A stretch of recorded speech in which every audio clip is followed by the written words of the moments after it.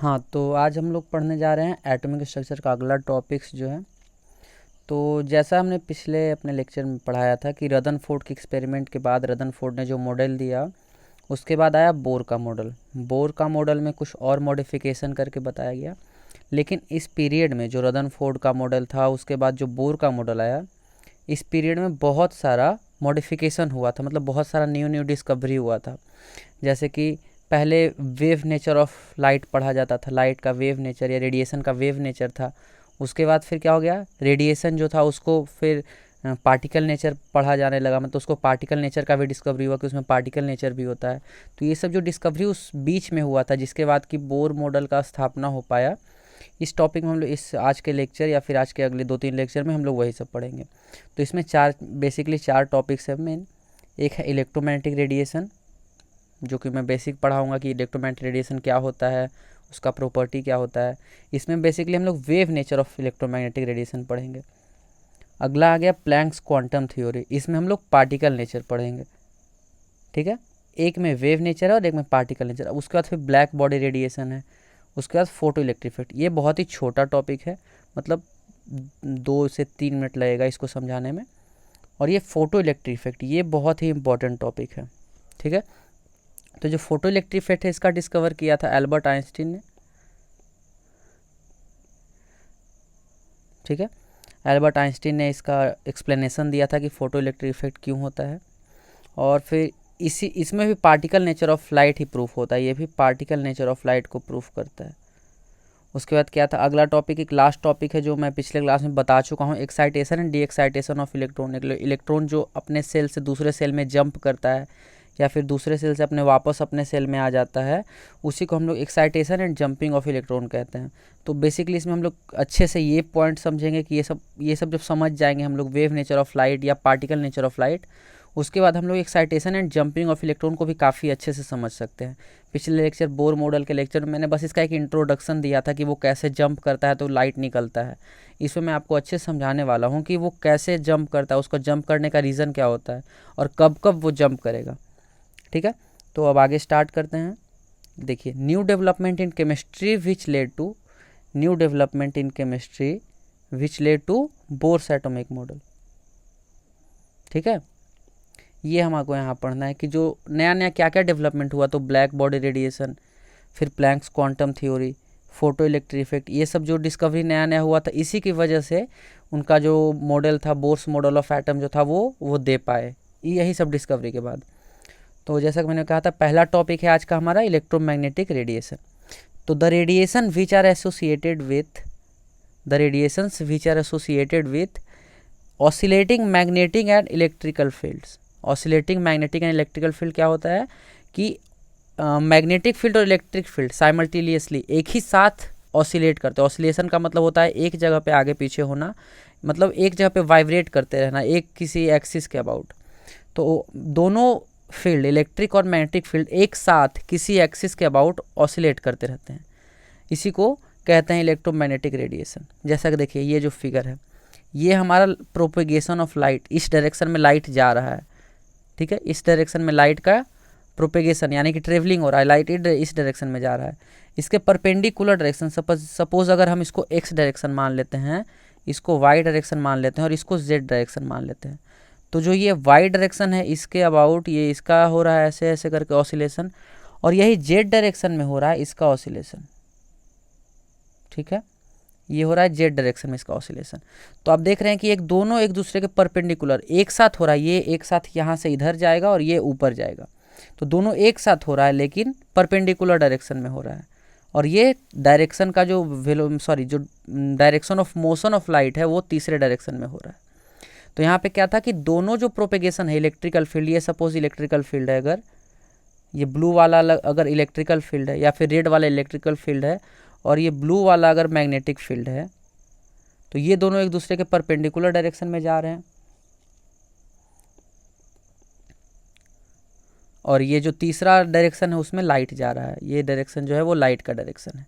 तो यही एक इलेक्ट्रोमैग्नेटिक वेव होता है जिसमें एक इलेक्ट्रिकल फील्ड होता है, एक मैग्नेटिक फील्ड होता है, और दोनों एक दूसरे के परपेंडिकुलर ऑसिलेट करते हैं, एक दूसरे के परपेंडिकुलर यानी कि 90 डिग्री के एंगल पे एक दूसरे से वो लोग वाइब्रेट करते हैं।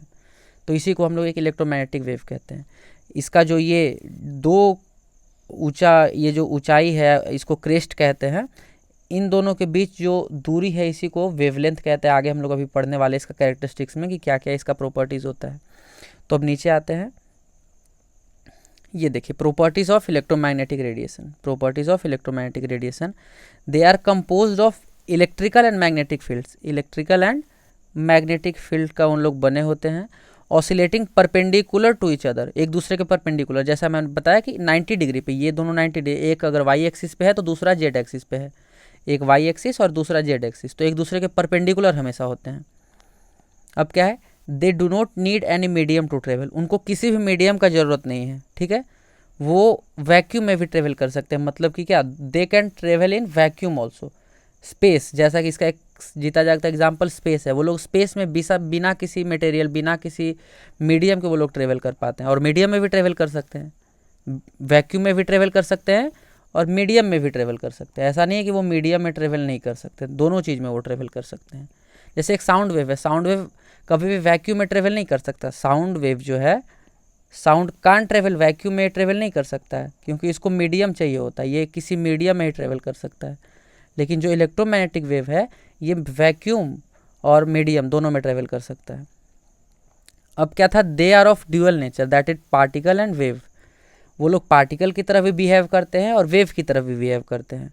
ये आगे के एक्सपेरिमेंट जो मैं आपको समझाऊंगा, जैसे कि फोटो इलेक्ट्रिक इफेक्ट, तो कुछ कुछ एक्सपेरिमेंट था जिससे कि उसका वेव नेचर प्रूफ होता था और कुछ कुछ एक्सपेरिमेंट से पार्टिकल नेचर।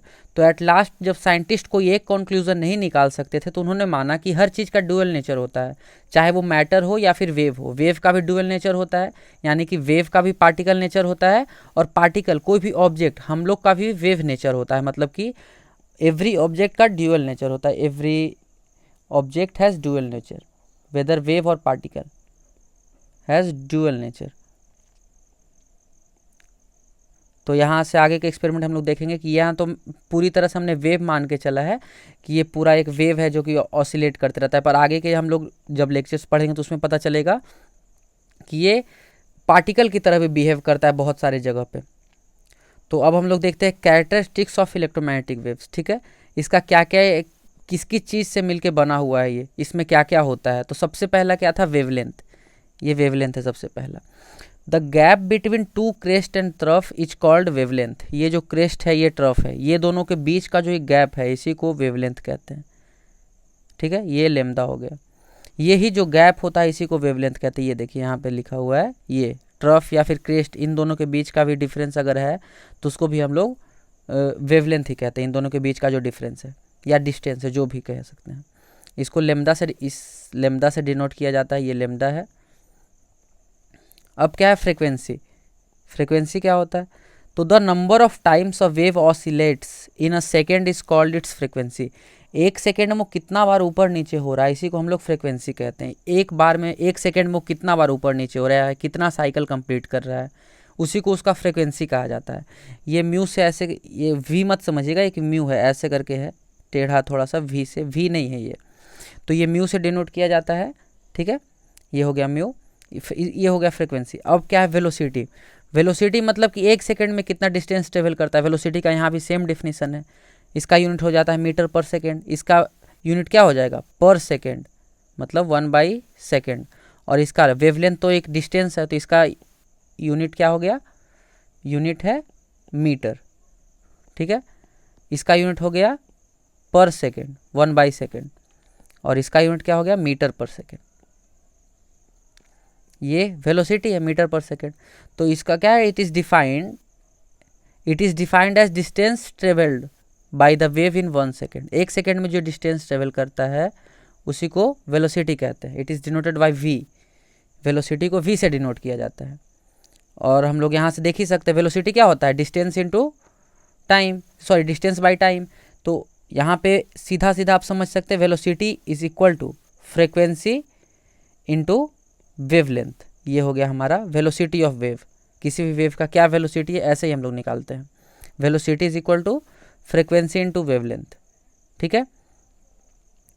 अब ये हम लोग ने यहाँ पे वेव नेचर ऑफ लाइट पढ़ लिया, फिर इलेक्ट्रोमैग्नेटिक रेडिएशन पढ़ लिया कि इसका वेव नेचर का प्रॉपर्टीज़ क्या क्या होता है।